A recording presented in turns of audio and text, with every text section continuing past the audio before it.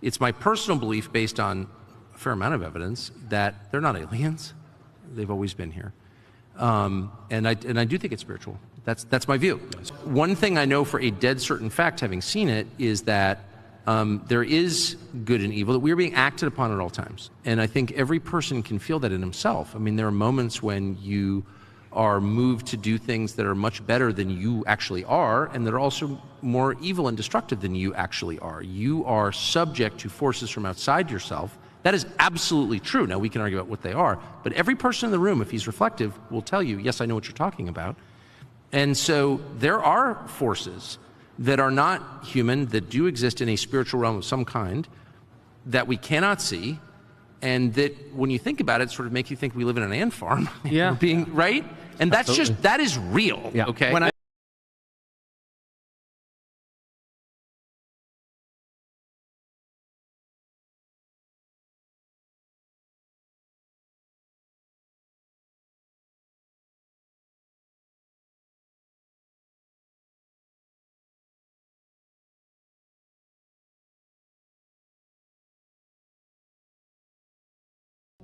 Take joy in the last few hours you have left, for he is nearly here.